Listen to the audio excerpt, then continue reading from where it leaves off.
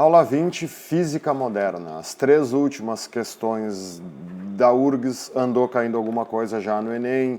A última questão da PUC, a UPF também gosta, Santa Catarina também gosta. A gente começa aqui com raio-x, tá?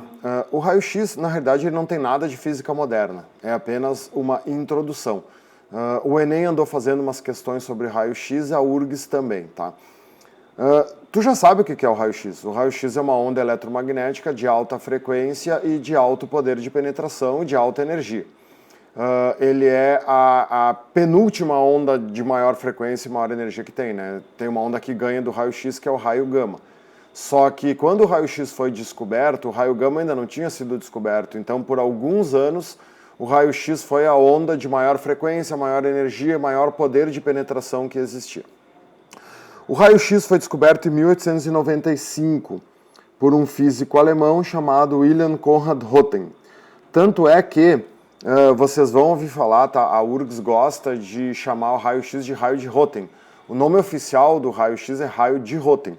Quando vocês virem esse nome, por isso que eu botei a fotinho dele aqui, botei o nome dele aqui, estou sublinhando. Não estranhem, tá? É que quando o Röntgen descobriu o raio-x, ele entendeu, ele achava que era uma onda eletromagnética, que era uma forma de radiação. Mas essa radiação tinha uma frequência muito maior do que o ultravioleta, que era a última onda que ele conhecia. Então ele não sabia o que era, então ele chamou de raio-x. E aí virou aquele caso clássico que o apelido superou o nome, né? Até hoje se chama de raio-x. O que vocês têm que saber de raio-x, tá? O raio-x, ele foi descoberto usando um tubo de raios catódicos. Nós já vamos falar mais sobre os raios catódicos, tá? Claro que vocês vão ler esses textos todos em casa, né? Eu não vou ficar lendo isso aqui com vocês. A coisa mais importante dessa página, que eles pedem para responder as questões, é o que está aqui em vermelho, né? O raio-x aparece, ou os raios-x apareciam, quando um feixe de elétrons rápidos, um feixe de elétrons veloz, eram retardados por qualquer obstáculo, em particular pelos eletrodos metálicos. Então, num tubo de raios catódicos, tu dispara um feixe de elétrons em alta velocidade e esse feixe de elétrons vai colidir contra um obstáculo. No momento que esse feixe de elétrons colide com esse obstáculo, ele é retardado, ele é desacelerado, ele perde energia cinética. E aí essa energia cinética se transforma no raio-x, se transforma na onda eletromagnética, que é o raio-x. Aqui tem as propriedades do raio-x, aqui tem a difração dos raios-x, a aplicação dos raios-x, depois eu vou falar um pouquinho sobre isso, tá? Vou falar agora um pouco do tubo de raios catódicos aqui. Se vocês não conseguirem copiar aí no rodapé da folha, dá para copiar depois no verso e tal, né? Ou num post-it. Aqui eu coloquei o desenho de um tubo de raios catódicos clássico, tá? Tu tá vendo aqui esses ganchinhos aqui representam o polo positivo e o polo negativo. E aqui tem uma cruz de Malta, que é só para deixar bonito aqui, para fazer uma imagem bonita aqui, mas não precisaria ser a cruz de Malta, tá? Então, o que é o tubo de raios catódicos? O que tem dentro desse tubo? Nada. Vácuo. Então, um tubo de raios catódicos, todo mundo aí já fez um raio-x, né? Nem que seja no consultório odontológico. Vocês notaram como é que é a máquina? Que a máquina é um tubo comprido e no final daquele tubo tem a maquininha de raio-x, que, né, onde o cara posiciona lá para bater um raio-x do siso ou de um molar, de alguma coisa. Então, o que é o tubo de raios catódicos, tá? É um tubo aonde tu faz vácuo. Não copie isso aqui, tá? Porque aqui eu vou escrever umas coisas depois, tá? Copia no verso, se tu quiser, ou num post-it. Só para o livro ficar bonito. Tu liga um polo negativo e um polo positivo, né? A nossa velha e boa amiga diferença de potencial. Então, aqui dentro tu tem vácuo. Na realidade, eles vão dizer que aqui dentro tem um gás a baixa pressão, tá? A física moderna, ela sempre tenta falar os termos de maneira mais correta possível. Vácuo, o que é vácuo? É ausência de qualquer coisa. Vácuo não existe, tá? Não tem como tu tirar tudo de dentro de alguma coisa. Nem no espaço não é vácuo, sempre tem partículas flutuando lá. Então eles costumam dizer que dentro do tubo tem um gás a baixa pressão.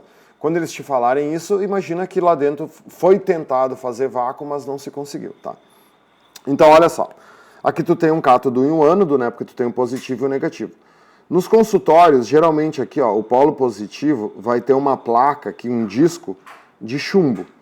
Por que chumbo? Porque chumbo é um metal bem denso e barato, né? Para deixar a coisa barata, né? Por exemplo, ouro é mais denso que chumbo. Poderia usar ouro, mas aí ouro é muito caro. Então aqui, né, tá ligado no polo negativo. O que o polo negativo vai liberar? Elétrons. Esses elétrons, por causa da diferença de potencial, vão acelerar aqui em velocidades muito grandes e vão bater no chumbo. Quando eles baterem no chumbo, eles desaceleram, eles transformam energia cinética no raio-x. Então, né, o Rotem entendeu que saía aqui uma radiação, tu tá vendo aqui, né, tô fazendo ondas transversais, né, porque é uma onda eletromagnética, todas as eletromagnéticas são transversais. Essa radiação que saía é o raio-x. Então, o raio-x é a onda proveniente da desaceleração de elétrons rápidos. Quando eles são retardados, eles produzem o raio-x. Então, assim, ó, começam umas confusões, né? Ah, o raio-x é um feixe de elétrons. Não, né, pessoal? Um feixe de elétrons é corrente elétrica. O raio-x é uma onda eletromagnética.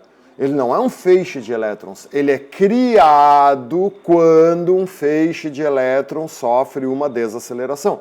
Mas o raio-x não é feito de elétrons, senão ele seria corrente elétrica. Então vamos ao próprio desenho aqui. Agora que tu já entendeu aqui o que é o tubo de raios catódicos, tá? Vamos usar o próprio desenho que eu coloquei ali, que é do desenho clássico aqui. Nunca consigo apagar só o que eu quero. Agora consegui. Opa. Beleza. Então, olha só, tu tá vendo ali que o vidro ficou iluminado com uma cor verde aqui na foto, né?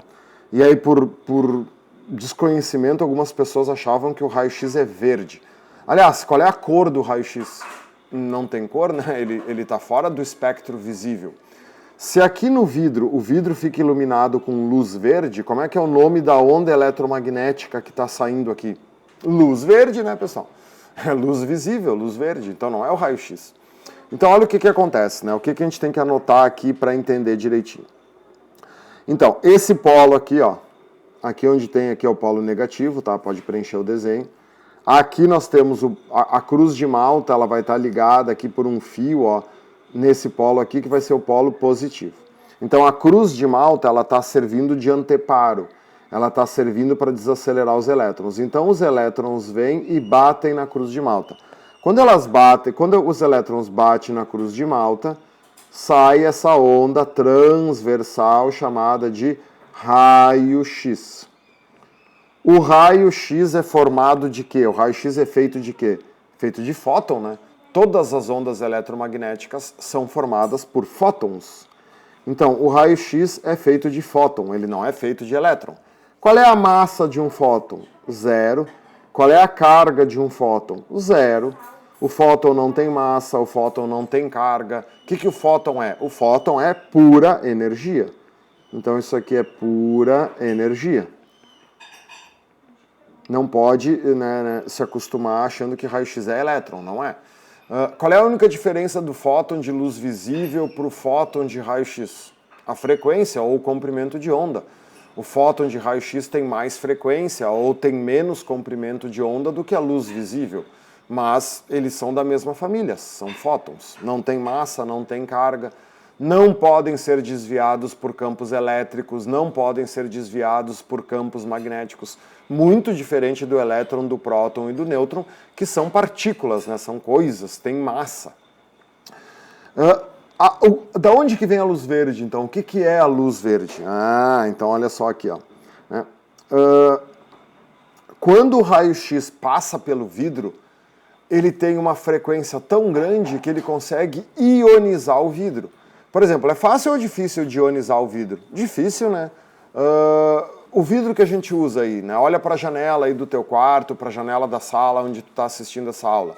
A luz visível passa pelo vidro, claro que a gente já estudou que ela sofre refração, né? Elas têm uma diminuição de velocidade, dependendo do ângulo ela sofre um desvio, tudo certo. Mas o vidro não se ioniza, o vidro não está ficando iluminado. Por quê? Porque o fóton de luz visível não tem frequência suficiente para excitar os átomos do vidro a ponto de fazer o vidro emitir luz. Quando que um átomo emite luz? Quando os elétrons dão saltos quânticos, né? Quando ele recebe uma energia tão grande que faz o elétron mudar de camada, e aí esses elétrons emitem fótons. Então, olha só, escreve aqui, ó. A luz verde é proveniente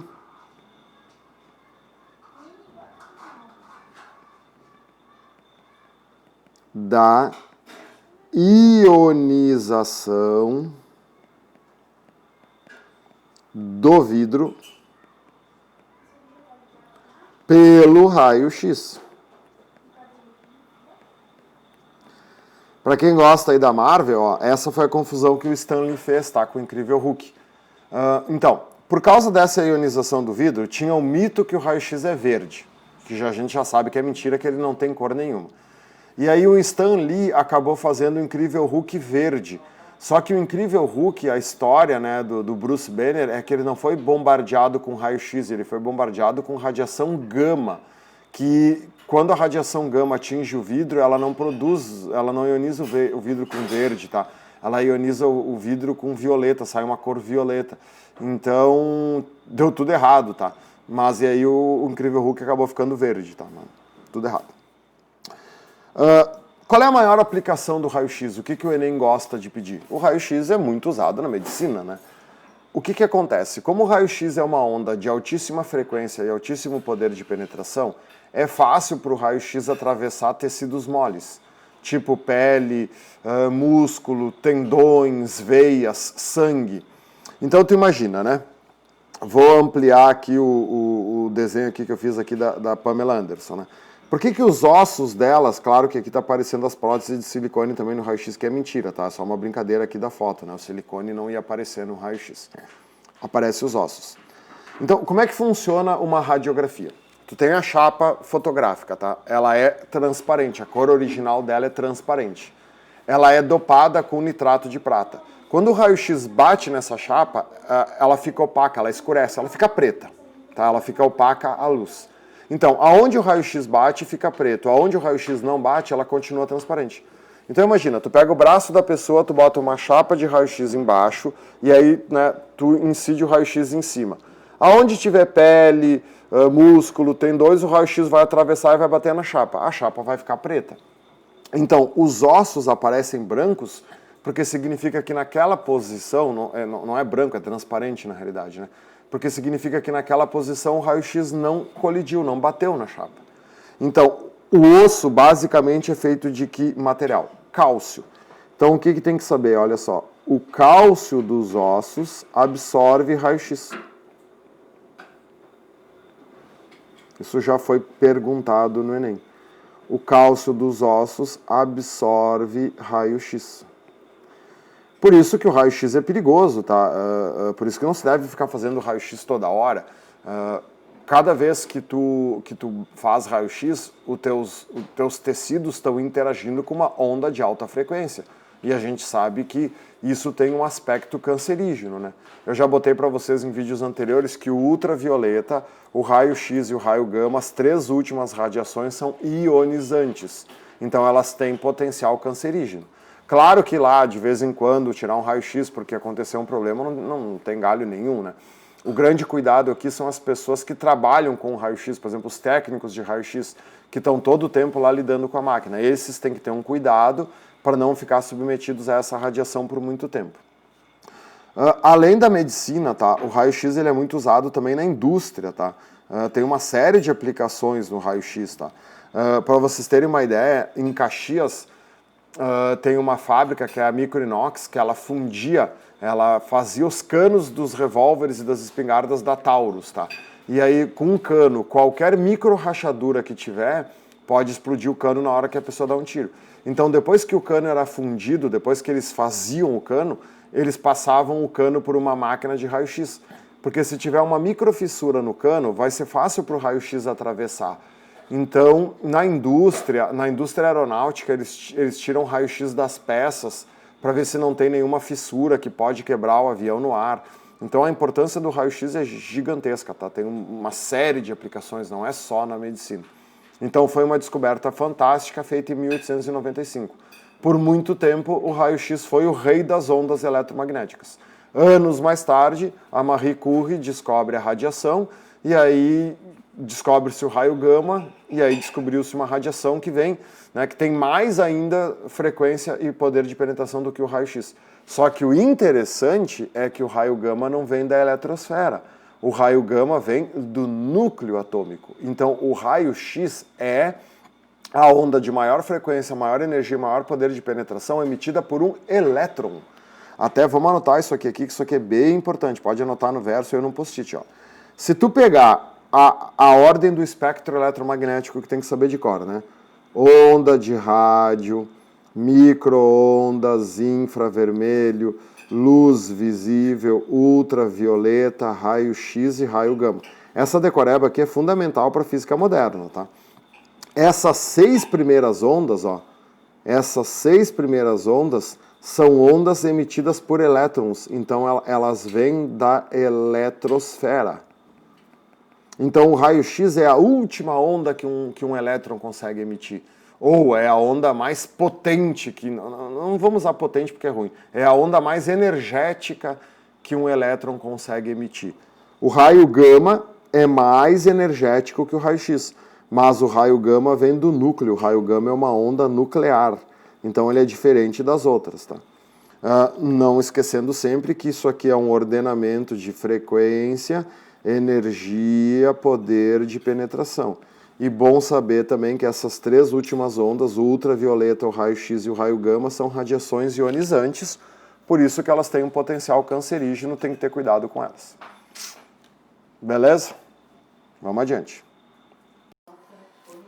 Nosso próximo conteúdo em física moderna é o corpo negro. Corpo negro é uma coisa que cai muito pouco em prova, tá? São pouquíssimas questões que vocês vão ver sobre essa teoria. Só que ele é importante como subsídio, como background para entender o que vai vir a seguir. E a maior importância dele é o fator histórico, tá? Porque foi a partir do estudo do corpo negro que a física moderna começou. O que define física moderna? O que é física moderna? O conjunto de descobertas feitas a partir de 1900, a partir exatamente do ano de 1900. Tá, mas o que aconteceu no ano de 1900 que deu essa marca? Pois é, então é o que está aqui, Exatamente em 1900, o físico alemão, para variar, sempre os alemães, Max Planck, em 1900, lançou uma teoria de que os corpos aquecidos emitiam energia em pacotes discretos chamados quanta. Foi daí que nasceu a física quântica, né? A energia era emitida de maneira descontínua, em pacotinhos. Cada pacotinho desses foi chamado de quanta, ou quanto em latim. Isso depois virou fóton, tá? Então o quanta ou quantum é a mesma coisa que o fóton. Então, exatamente em 1900, o Planck, vamos deixar escrito aqui, formulou a fórmula mais importante da física moderna. E é igual a H vezes F. É aqui que tudo começou. Eu não vou explicar agora, tintim por tintim, o que é o E igual a H vezes F, tá? Porque a gente vai ver isso daqui um pouquinho no efeito fotoelétrico. Mas o E igual a H vezes F é o marco histórico da física moderna. É aqui que a festa começa. Então, o que tu tem que saber de corpo negro, né? Qual é o estudo que é feito de corpo negro? O que eles podem te pedir sobre isso? Bom, o que é um corpo negro? A gente já sabe que o negro ele é um excelente absorvedor de radiação. Essa radiação pode ser luz, pode ser micro-ondas, pode ser infravermelho, pode ser qualquer onda eletromagnética. E o corpo branco é um excelente refletor. Então, um corpo negro ideal, que não existe, tá?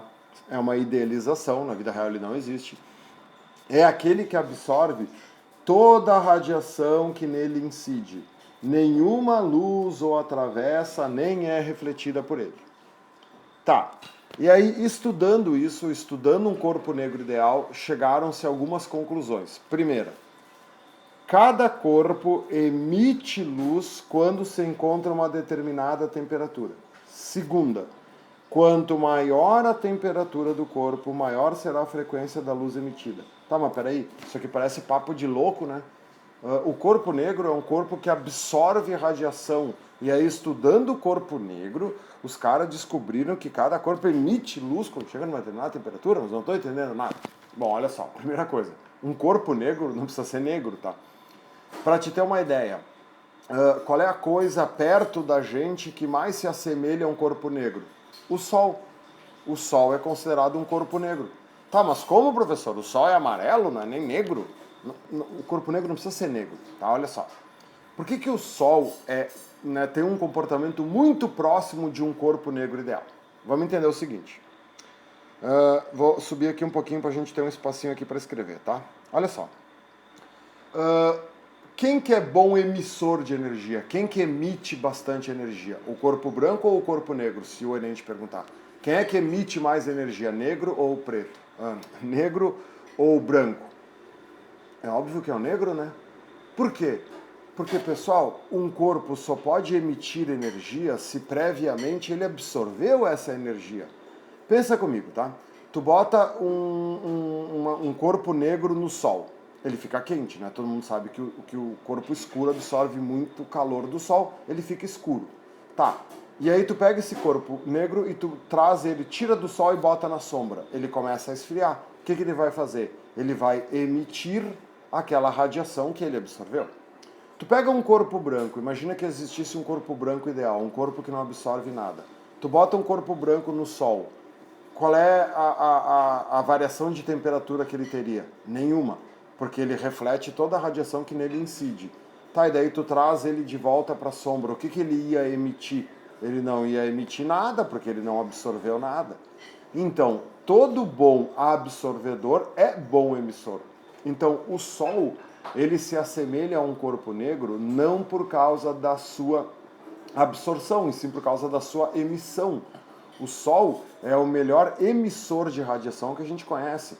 O Sol cria energia e essa energia não fica retida no Sol, ele espalha essa energia para todo o sistema solar. Então, o Sol assemelha-se a um corpo negro por causa da sua emissão. Então, estudando a emissão de radiação dos corpos negros, descobriu-se que cada corpo emite luz quando se encontra uma determinada temperatura. Todos os corpos, tá?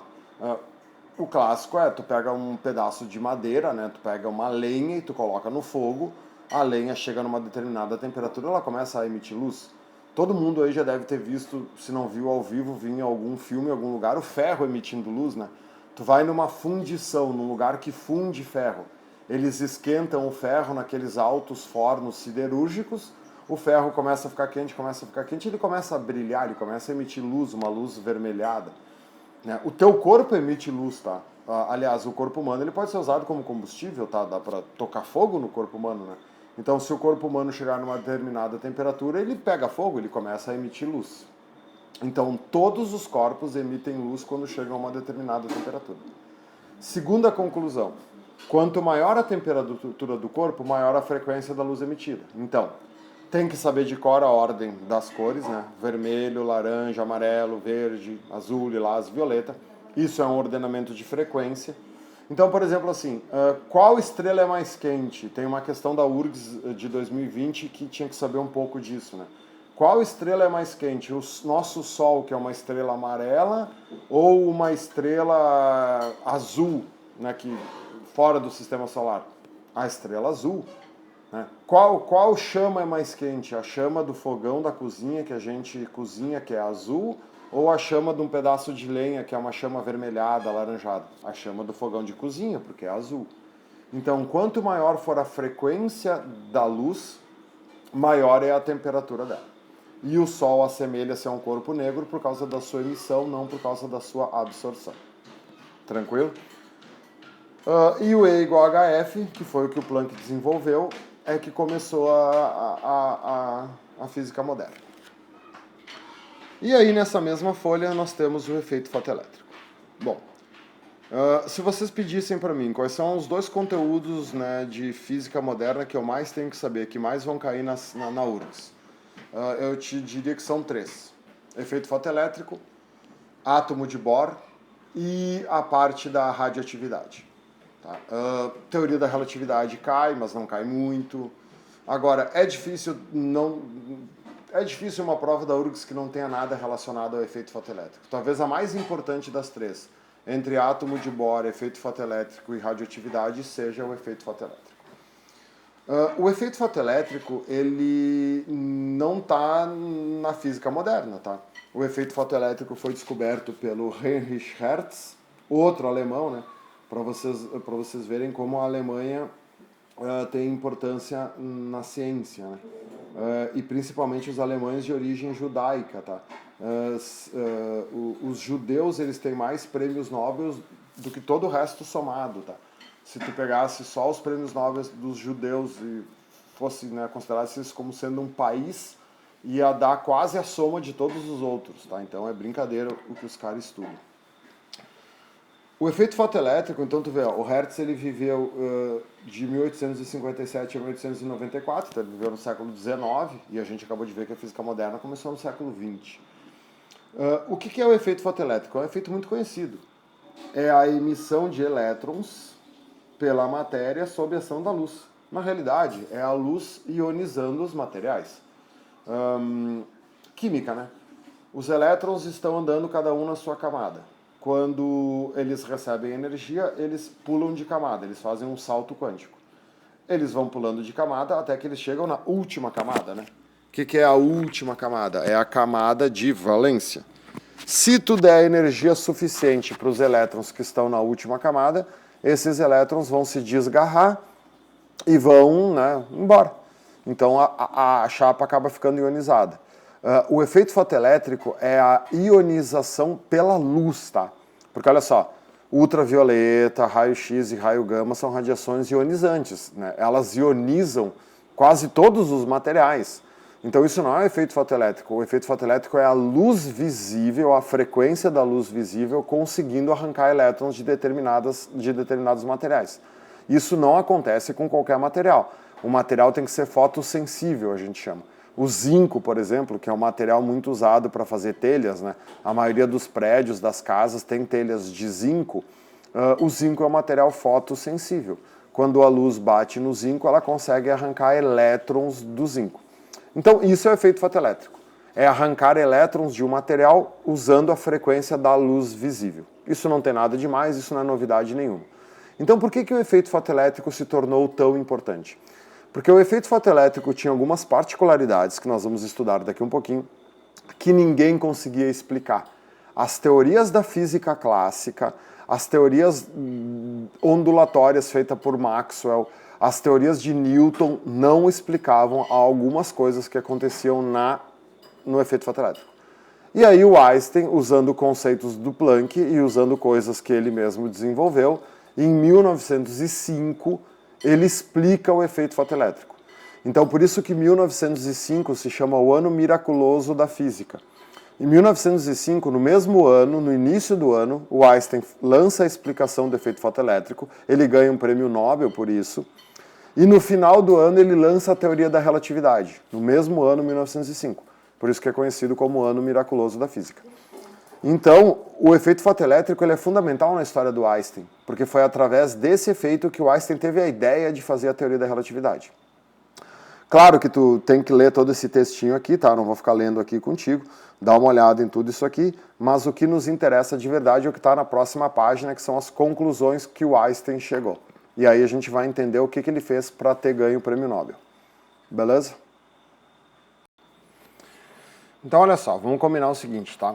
Primeiro eu vou explicar aqui as conclusões que vocês têm que entender do efeito fotoelétrico.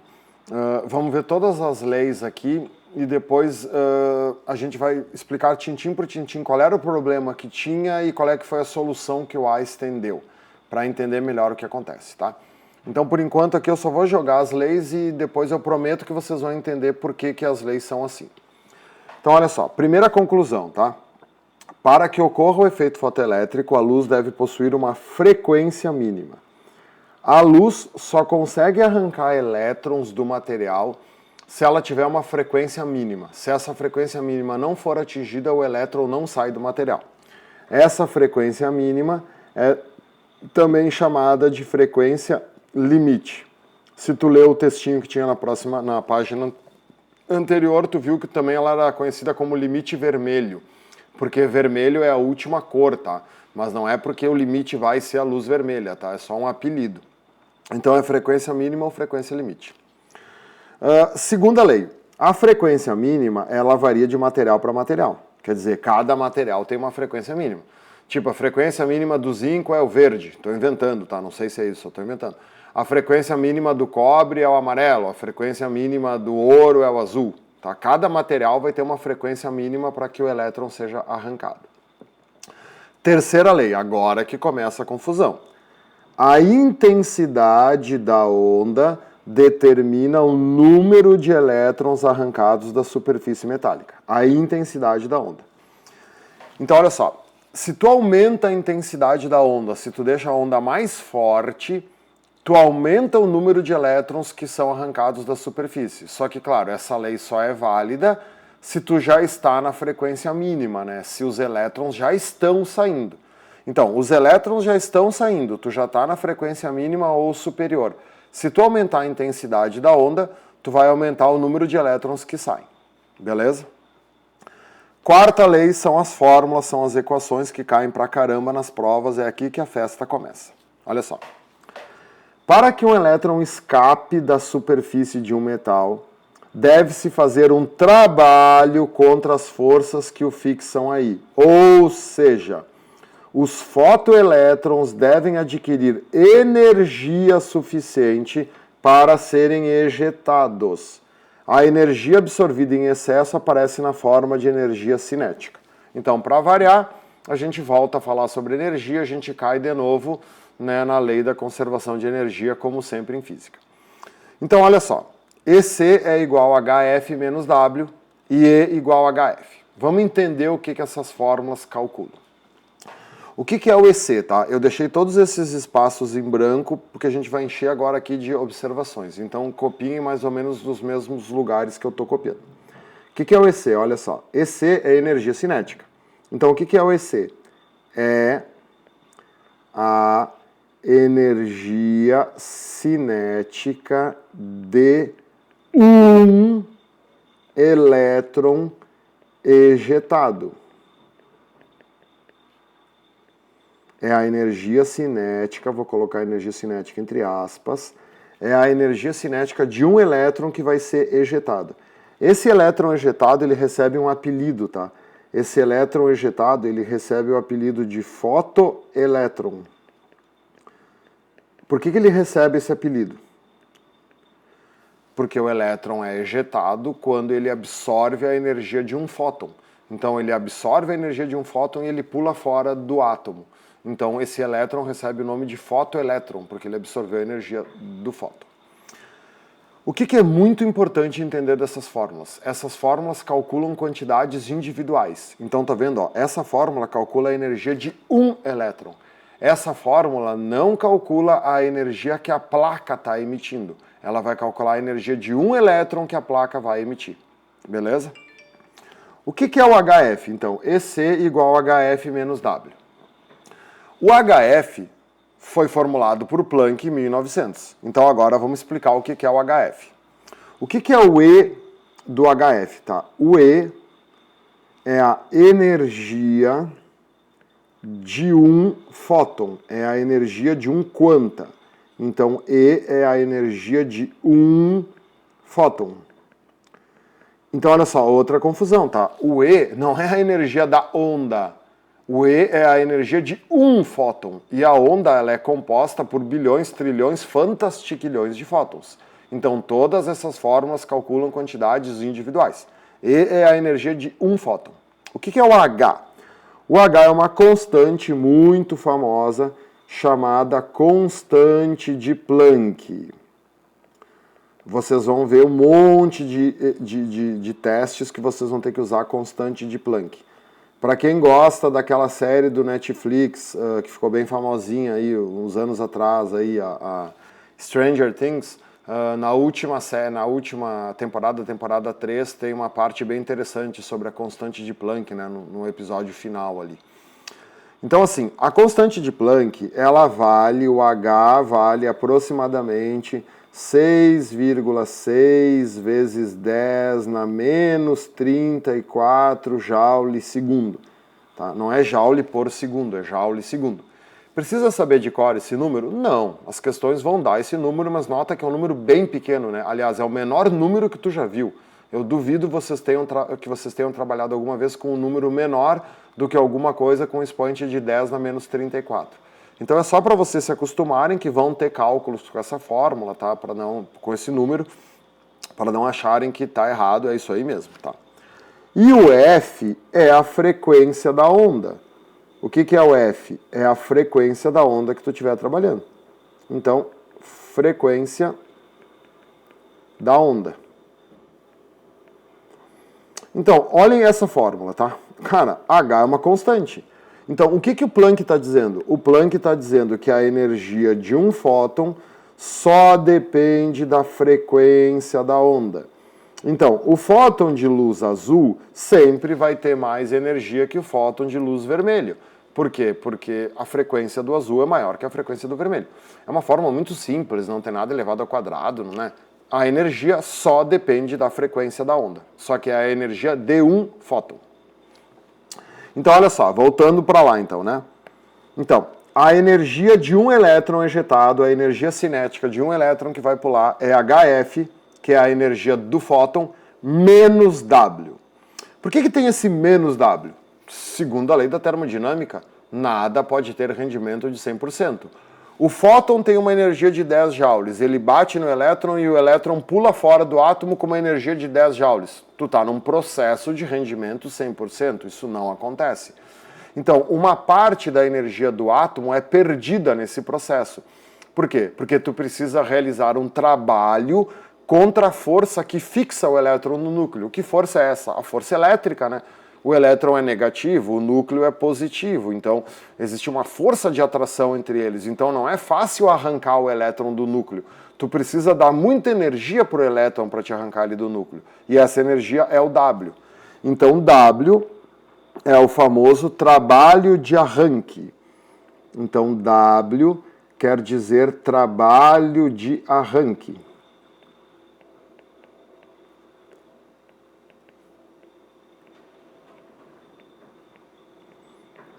O W é uma constante que depende do material. Constante que depende do material.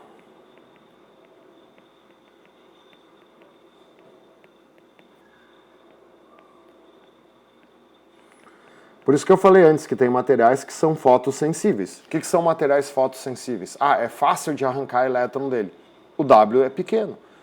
Materiais que são difíceis de arrancar elétrons, o W é muito grande, né? O trabalho de arranque é tão grande que a energia de um fóton de luz visível não consegue arrancar o elétron desse material. Então analisa essa fórmula aqui, né? O EC igual a HF menos W. Qual é a única variável que tu tem aqui? A frequência. Né? Porque o H é a constante de Planck e o W é a constante que depende do material. Então aqui tu só tem uma coisa aqui que é a frequência. Então, a energia cinética dos elétrons emitidos sob a ação da luz só depende da frequência da luz. Tu quer aumentar a energia que o elétron é ejetado, tu tem que aumentar a frequência da luz. Tá, e depois todo esse parágrafo aqui, que tem aqui embaixo, eu vou explicar depois, tá? Então agora vamos pegar o verso da folha. Quem tem um livro aí que não tem verso, pega aí uma folha separada, um post-it e tal. Pode ser até um rascunho que é bom para pensar um pouquinho, tá?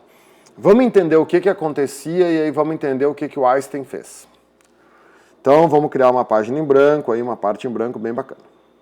Olha só. Vamos lá.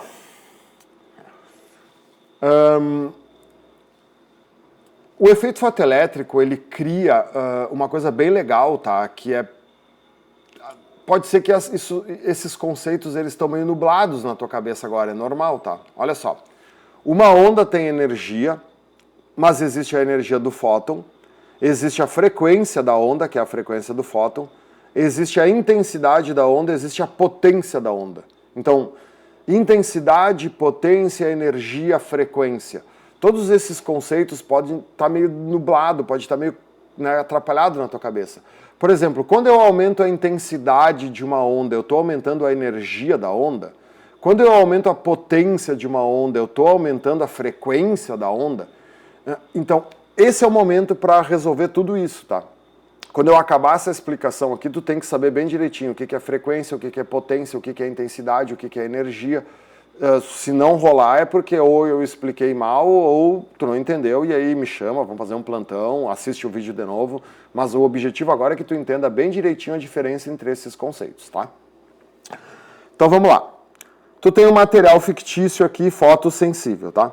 Um material que seja relativamente fácil de arrancar elétrons desse material, tá? Não vou dar nome para esse material para não confundir com ela. Um metal qualquer, geralmente são metais, tá? Tu começa a iluminar esse metal com luz vermelha, tá? E aí os elétrons não pulam fora. Qual é a primeira coisa que se descobriu? Não adianta aumentar a intensidade da luz vermelha. Tá, professor, mas o que é essa intensidade? Tu te lembra que a gente acabou de ver em acústica? Que a intensidade de uma onda é potência sobre área. Então já nota que intensidade e potência são intimamente ligadas, né? A potência é medida em watt e a intensidade é medida em watt por metro quadrado. Então, intensidade é potência sobre área. Qual é o melhor jeito de entender intensidade ou potência, tá? Podem pensar em intensidade como sendo potência que dá na mesma, porque para entender agora não vai mudar nada. Imagina que eu estou iluminando essa chapa com uma lanterna que emite luz vermelha. Como que tu consegue fazer isso? Usando um polarizador, né? A lanterna emite luz branca. Tu bota um polarizador na frente da lanterna, qual é o polarizador mais comum, mais fácil de encontrar? Papel celofane. Tu compra um papel celofane de cor vermelha e bota na frente da lente da lanterna. Quando tu liga a lanterna, ela, né, impede que as outras cores passem e só deixa passar o vermelho. Então tu tem uma lanterna emitindo luz vermelha, beleza? Tá. O elétron não está pulando. Não adianta aumentar a intensidade. O que é aumentar a intensidade? É ligar outra lanterna. Então imagine agora que tu ligue outra lanterna, sei lá, 4 lanternas, tá? Essa chapa fica tão vermelha que ela chega a brilhar, né? Chega a doer o olho de tão vermelha que ela tá. O elétron não pula fora. Porque para o elétron pular fora não adianta aumentar a intensidade, tem que aumentar a frequência, e a frequência depende da cor. Então, depois do vermelho vem quem? O laranja, eu não tenho laranja aqui, vou para o amarelo. Tá, daí eu iluminei com luz amarela, também não pulou fora, daí depois do amarelo vem o verde. Aí quando eu iluminei com luz verde, o elétron pulou fora. Opa! O que eu acabei de descobrir? Que o verde possui a frequência mínima para esse material. Então, a partir do verde, o elétron pula fora. Se eu usar as outras cores que vêm depois do verde, ele vai continuar pulando fora? Claro que sim. Então, se eu usar o azul, né, ele vai pular fora. Se eu usar o lilás, ele vai pular fora. Se eu usar o violeta, ele vai pular fora. Então, para que ocorra o efeito fotoelétrico, a luz deve possuir uma frequência mínima. Beleza. Essa frequência mínima varia de material para material, que é a segunda lei, né? Então, nesse material fictício aqui, a frequência mínima era o verde. Pode ser que tenha um material que a frequência mínima seja o azul, seja o violeta, sei lá. Terceira lei. A intensidade da onda determina o número de elétrons arrancados. Então, olha só. Vou apagar tudo isso aqui que eu fiz aqui, tá? Para tirar um pouco essas ondas aqui. O que a gente tinha descoberto? A gente tinha descoberto que quem arrancava os elétrons desse material era o verde, né? O verde possuía a frequência mínima. Então, se eu ilumino essa placa com luz verde, o elétron pula fora. A partir de agora, se eu aumentar a intensidade do verde, eu estou usando uma lanterna só verde. Se eu botar 2 lanternas, 3 lanternas, eu aumento a quantidade de elétrons que pula fora. Beleza? Beleza.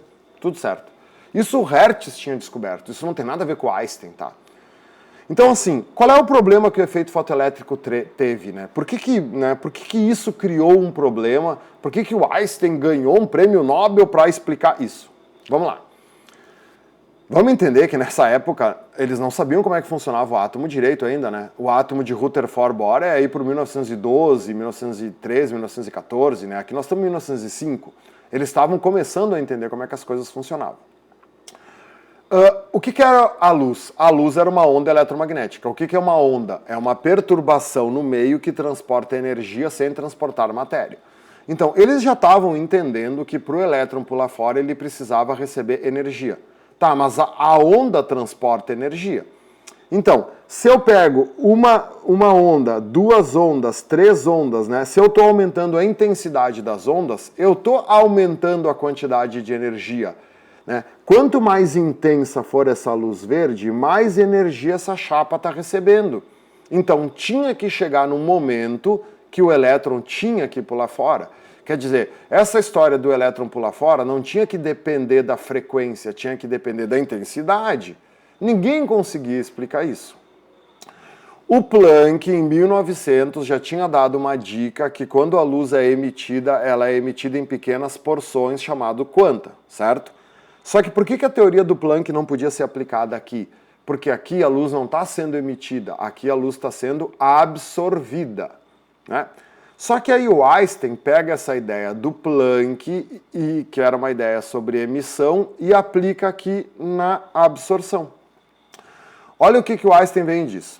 Gurizada, por que acontece isso, né? Geralmente as soluções são as mais simples, tá? Não precisa fazer uma mega solução para entender. Vamos entender agora o que o Einstein fez, olha só. Todo mundo achava que as ondas eletromagnéticas eram energias distribuídas no espaço de maneira contínua. Aliás, tu olha para a luz, tu não consegue entender que a luz é descontínua, né? Não existe essa ideia, né? Então, olha só, tá? Tu pega um material qualquer, tá? E aí tu emite luz. Vamos supor que esse material, a gente viu que era o verde que arrancava elétrons, tá? O trabalho de arranque é 1 joule. Estou inventando. O elétron só pula fora se ele receber no mínimo 1 joule. Então ele tem que receber sempre um pouquinho mais, né? Porque tem que sobrar um pouco de energia para ele ter energia cinética. Beleza. A luz vermelha, ela não é contínua, ela é descontínua. Ela vem em pequenas porções, em pequenas quantidades. Cada uma dessas porções se chama fóton. Esse fóton, ele tem uma energia muito bem definida. A energia desse fóton é dada por uma fórmula chamada E igual a HF. Então vamos supor que a energia do fóton de luz vermelha seja de 0,5 joules, beleza? Então, quando que o fóton de luz vermelha vai conseguir tirar elétron desse material? Nunca, porque o trabalho de arranque é 1 joule. Ah, prof, mas e se eu aumentar a intensidade do vermelho? Olha que legal, aumentar a intensidade é aumentar o número de fótons. Eu coloco mais fóton aqui, ó. Ligar várias lanternas é aumentar o número de fótons. Sim, só que individualmente, cada fóton desses continua tendo uma energia de 0,5 joules, então não vai arrancar o elétron. Então, para mim mudar a energia do fóton, eu tenho que mudar a frequência. Então eu testo lá com o amarelo, com o laranja, e aí eu cheguei no verde. Tá, quando eu cheguei no verde, o elétron começou a pular fora. Então o que isso quer dizer?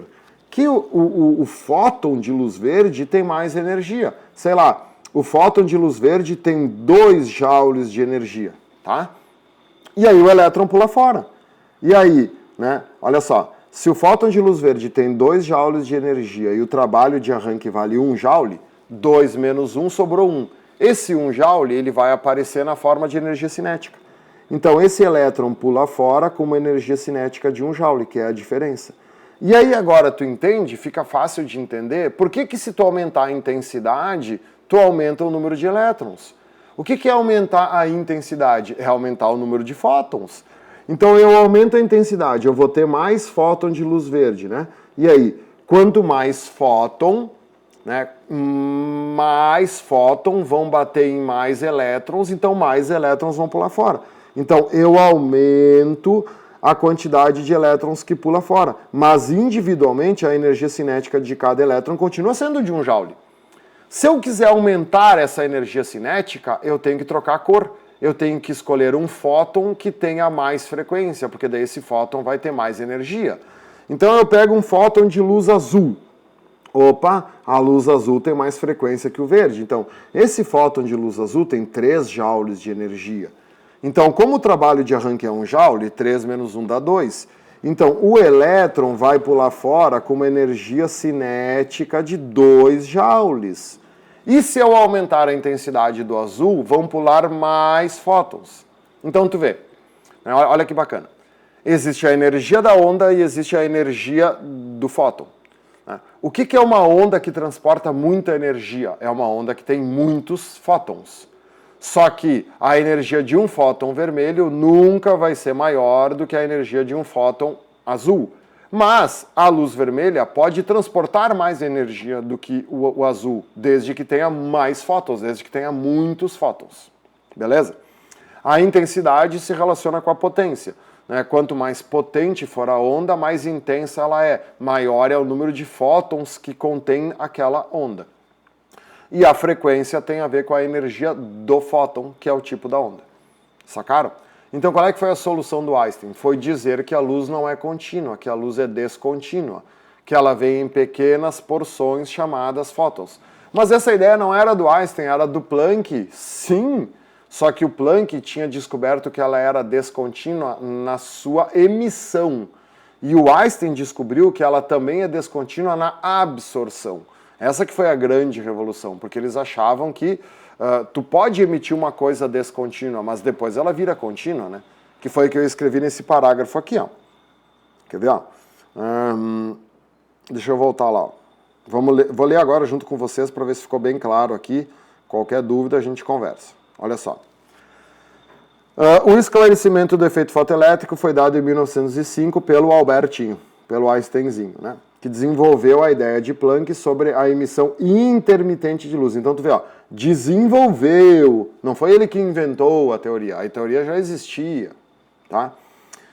Ó, nas leis experimentais do efeito fotoelétrico, Einstein viu uma prova evidente que a luz tem uma estrutura intermitente e é absorvida em porções independentes. A energia E de cada uma das porções é proporcional à frequência. Olha agora. O fato de, como provou Planck, a luz ser emitida em porções ainda não constitui uma confirmação definitiva do caráter descontínuo da estrutura da própria luz. Repara-se que a chuva também cai na Terra sob a forma de gotas, o que não quer dizer que as águas dos rios e lagos sejam constituídos por gotas, isto é, por quantidades pequenas independentes. O que isso quer dizer? Olha só. Quando Planck descobriu que a luz é emitida de maneira intermitente, né, isso não quer dizer que quando a luz anda no espaço, ela anda intermitente. Por quê? Porque pode ser que cada uma dessas partes se juntem e andasse junto, que é o que acontece quando, né, cai a chuva e forma uma poça, né? A poça foi criada por porções independentes, mas a poça é contínua. Só que quando o Einstein prova que, né, para o efeito fotoelétrico funcionar, ela também tem que ser emitida, ela também tem que ser absorvida de maneira descontínua, ficou provado que a luz é descontínua. Ela é emitida de maneira descontínua, ela viaja no espaço de maneira descontínua e ela é absorvida de maneira descontínua. A gente não consegue notar isso porque o fóton é muito rápido, porque o fóton viaja a 300 mil km por segundo. Mas eles são porções independentes. Beleza? Apenas o efeito fotoelétrico permite pôr em evidência a estrutura descontínua da luz. E aí depois eu repeti, né, que a intensidade da luz, segundo Einstein, é proporcional ao número de quantas ao número de fótons de energia contida no feixe luminoso. E por conseguinte determina o número de elétrons arrancados da superfície metálica. Beleza? É um conteúdo bem legal, é um pouquinho difícil de entender, qualquer coisa assiste o vídeo de novo, mas vocês vão ver que fazendo as questões aí vocês conseguem entender direitinho. Eu vou resolver uma questão da URGS agora, que eu acho bem interessante para dar uma reforçada nesse conceito, tá? Valeu, até depois. Então, olha só, pega ali a questão 14, tá, dessa aula.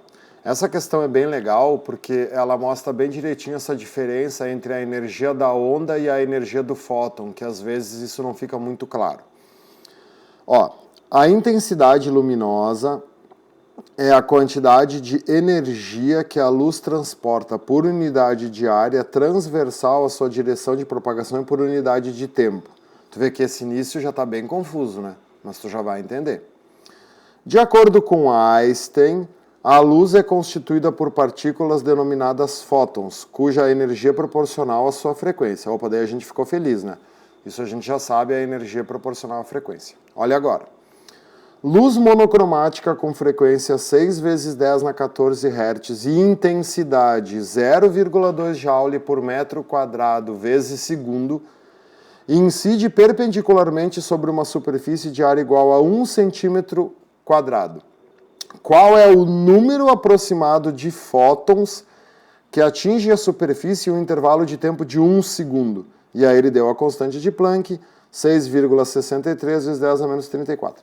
Então essa questão é legal porque é uma das únicas questões que a gente vai encontrar que pede o número de fótons. Como que eu vou conseguir calcular o número de fótons? Então olha que interessante, tá? A partir do momento que ele te deu a constante de Planck e a partir do momento que ele te deu a frequência da onda, eu sei E igual a HF, né? Sempre que eles te derem a constante de Planck, tu vai cair no E igual a HF. Tá. Quanto vale o H? O H vale 6,63 vezes 10 na menos 34.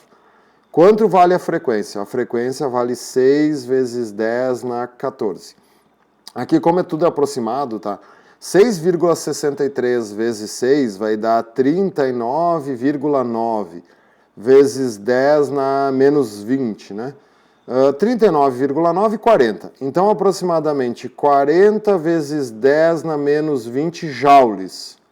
Tá, olha só, o que tu acabou de encontrar? Tu acabou de encontrar a energia de um fóton. Não te esquece que essa fórmula calcula quantidades individuais, é muito importante entender isso. Então, esses 40 vezes 10 na menos 20 é a energia de um fóton, mas a onda é feita por milhões de fótons.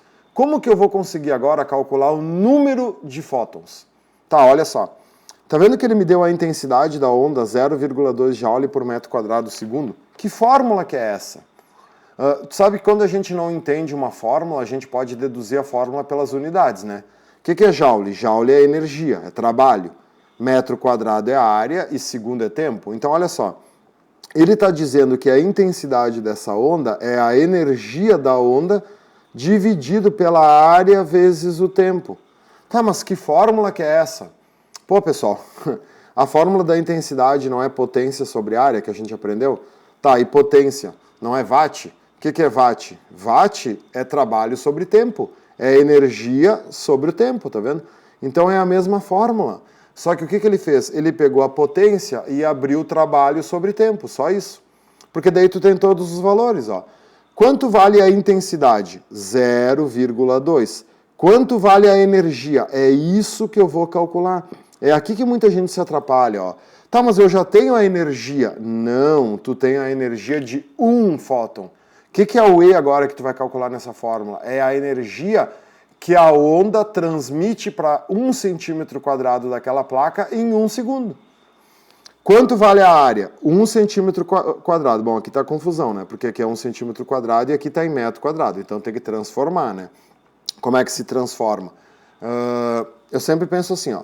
1 metro são 100 centímetros, né? Todo mundo sabe isso de cor. Então, daqui para cá, eu divido por 100, né? Se aqui for quadrado e aqui for quadrado, aqui vai ser quadrado. 100 ao quadrado é 10.000. Então eu tenho que dividir por 10.000. Tá, mas dividir por 10.000 é a mesma coisa que multiplicar por 10 a menos 4, que são 4 zeros. Então 1 centímetro quadrado são 1 vezes 10 na menos 4 metros quadrados. E o tempo é 1 segundo. E aí facilitaram, né? A URGS, para complicar mais ainda, podia ter botado 2, 3, 4 segundos. Tá, então quanto vale a energia? Olha só.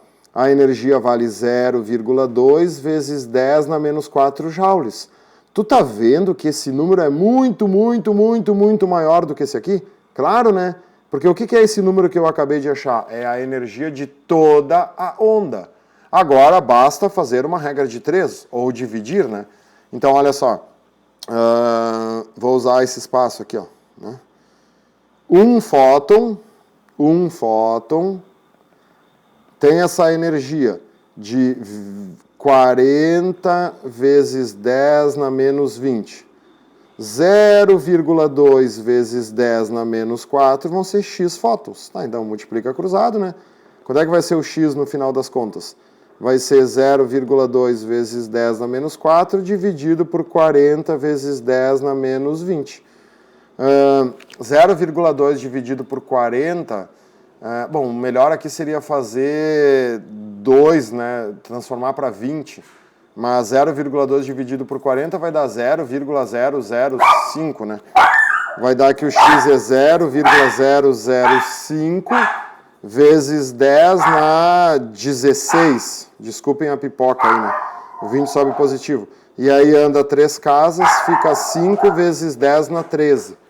Então são 5 vezes 10 na 13 fótons que atingem aquela superfície. 1 centímetro quadrado em 1 segundo. Tá vendo que legal essa questão? Essa questão é boa para te revisar a diferença entre a energia do fóton e a energia da onda. Beleza? Valeu, obrigado. Até depois.